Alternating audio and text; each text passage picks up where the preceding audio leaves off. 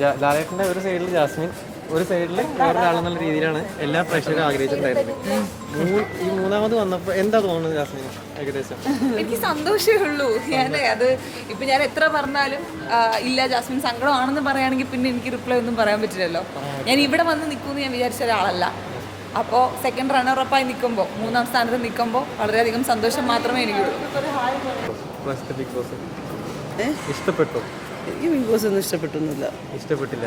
എനിക്ക് ഇഷ്ടപ്പെട്ടില്ല. ഞാൻ പറഞ്ഞായിരുന്നല്ലോ നേരത്തെ. വിചാരിച്ച പോലെ വന്നില്ല. അങ്ങനെയല്ല, അത് ബിഗ് ബോസിൻ്റെ ഈ സീസണിൻ്റെ പാറ്റേൺ ആയാലും ഈ സീസണിൻ്റെ ഒരു പോക്കൊന്നും പ്രത്യേകിച്ച് ആർക്കും അങ്ങനെ വലിയ സുഖമുള്ള ഒരു സാധനമല്ല. എല്ലാ സീസണുകളും നല്ലതായിരുന്നു, അത്യാവശ്യം കുഴപ്പമില്ലാതെയൊക്കെ പോയതാണ്. പക്ഷേ ഈ സീസൺ അതിന് ഓരോ വർഷങ്ങൾ കഴിയുന്തോറും ഉള്ളൊരു അവസ്ഥയാണെന്നുള്ളത് അറിയില്ല. ഇനി അടുത്ത വർഷം നോക്കിയിട്ട് വേണം അതിൻ്റെ ബാക്കി വിലയിരുത്തൽ നടത്താൻ. ജനങ്ങളുടെ വോട്ടല്ലേ അടിസ്ഥാനം ഇതിൻ്റെ? തീർച്ചയായിട്ടും. എങ്ങനെ ചിന്തിക്കുന്ന എന്താ സംഭവം ഒന്നും പ്രെഡിക്റ്റ് ചെയ്യാൻ പറ്റുന്നില്ല അല്ലേ? എന്താണ്, എങ്ങനെയാണ്? അല്ല, പ്രെഡിക്ഷൻ ഒക്കെ ഉണ്ട്. ഇവിടുത്തെ പൊതുസമൂഹം, ഇവിടുത്തെ സദാചാര ബോധം, ഇതൊക്കെ പ്രഡിക്ഷനൊക്കെ നമ്മളെ കൊണ്ട് നിശ്ചയിപ്പിക്കുകയൊക്കെ ചെയ്യും. ഞങ്ങൾക്ക് ഇത്രയും വർഷമായില്ലേ ഈ പരിപാടി കണ്ടും ചെയ്തും ഒക്കെ വന്നു തുടങ്ങിയിട്ട്. അത് പ്രഡിക്ഷനൊക്കെ ഉള്ളത് തന്നെ. ഇതിൻ്റെ ഫാൻസ് അതേപോലെ PR വർക്ക് അതൊക്കെ ഇതിന് ഭയങ്കരമായിട്ട് ഒരു എന്ന് വെച്ച് കഴിഞ്ഞാൽ ഈ ഒരു എന്താ പറയുക ഫൈനൽ നമ്മളൊക്കെ ഭയങ്കരമായിട്ട് ആ കാര്യങ്ങളൊക്കെ ജനങ്ങളെ കൂടെ സ്വാധീനിക്കുന്നുണ്ടെന്ന് തോന്നുന്നു. തീർച്ചയായിട്ടും. ജനങ്ങളെപ്പോലെ തന്നെ ഇപ്പം വലിയ വലിയ PR ഉണ്ടെന്നുണ്ടെങ്കിൽ അവർക്ക് കൂടുതൽ സ്വീകാര്യതയും സ്പേസുകളും വോട്ടുകളും ഒക്കെ കൂടുന്ന സാഹചര്യങ്ങളൊക്കെ ഉണ്ടാകുന്നുണ്ട്. അതില്ലെന്ന് പറയാൻ പറ്റത്തില്ല. അത് ഒബ്വിയസ്ലി നമ്മളിപ്പം സിനിമ പ്രൊമോഷൻസ് ആയാലും അല്ലാതെ എന്ത് സാധനത്തിലെടുത്ത് നോക്കിക്കഴിഞ്ഞാലും ഇത്തരത്തിലുള്ള ആക്ടിവിറ്റികൾ നടക്കുന്നുണ്ട്.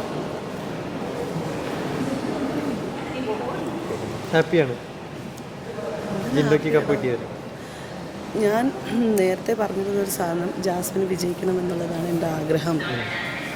ഇവിടെ രണ്ട് വ്യക്തികളുള്ള ഒരു കണ്ടൻറ് മേക്കിംഗ് ഇവിടെ നടന്നിരിക്കുന്ന സാഹചര്യത്തിൽ അല്ലെങ്കിൽ ജിൻഡോ എന്നുള്ള ഒരു പേര് പറഞ്ഞിരുന്നു. ഇപ്പം കിട്ടിയതിൽ സന്തോഷമാണെന്ന് വെച്ചാൽ എനിക്ക് വലിയ സന്തോഷമൊന്നുമല്ല.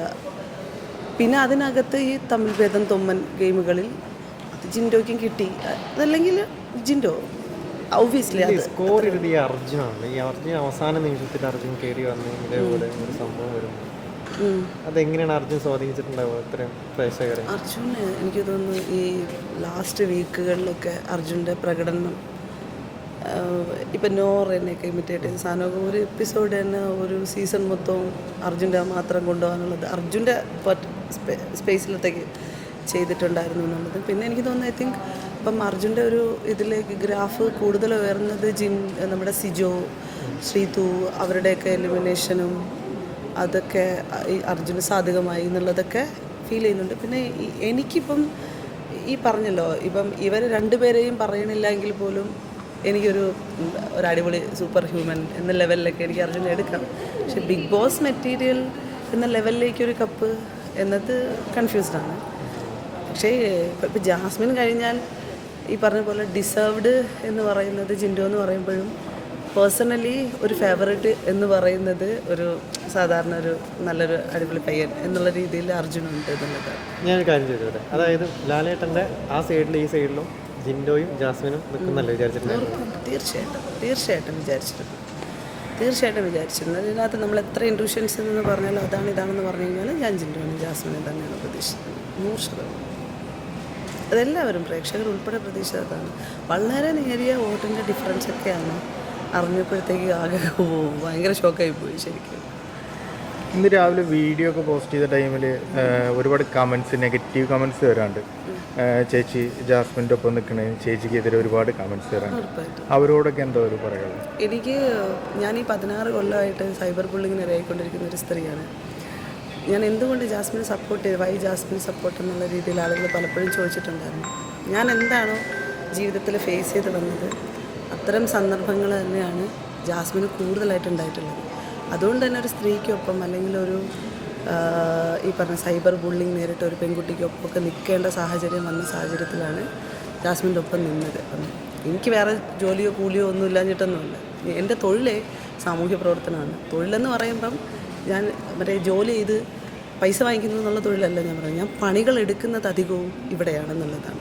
എൻ്റെ ജോലി എന്ന് പറയുന്നത് ഞാൻ ഇവൻറ്റ്സും കാര്യങ്ങളും മറ്റൊക്കെയാണ് ചെയ്യുന്നത്. നമ്മളിപ്പോൾ രാവിലെ ഇറങ്ങി കുറേ പണികൾ ചെയ്യുമല്ലോ. ആ പണികളെന്ന് പറയുന്നത് ഒരുപാട് മനുഷ്യരെ സഹായിച്ചും ഒരുപാട് മനുഷ്യരെ കൂടെ നിർത്തിയും അതും മൈനോറിറ്റീസ് ആയിട്ടുള്ള, അതായത് ഭൂരിപക്ഷത്തിനൊപ്പം അല്ലാതെ ന്യൂനപക്ഷങ്ങൾക്കൊപ്പം നിന്ന് മുന്നോട്ട് പോവുകയാണ്. അപ്പോൾ അതുകൊണ്ട് തന്നെ എന്നെ സംബന്ധിച്ചിടത്തോളം ജാസ്മിനെ ഒരു ഇന്ത്യൻ പൗരൻ എന്നുള്ള രീതിയിൽ ജാസ്മിനെ പോലൊരു പെൺകുട്ടിയെ കൂടെ നിർത്തേണ്ടതും ആ കുട്ടിക്കൊരു മെൻ്റൽ സപ്പോർട്ട് എല്ലാ രീതിയിലും കൊടുക്കേണ്ടതും ഉത്തരവാദിത്തമായിട്ട് ഞാൻ കണക്കാക്കുകയും ജാസ്മിൻ ഒരു പോരാളിയാണെന്ന് എനിക്ക് വളരെ സന്തോഷത്തോടെയും അഭിമാനത്തോടെയും വിളിച്ചു പറയാൻ പറ്റും.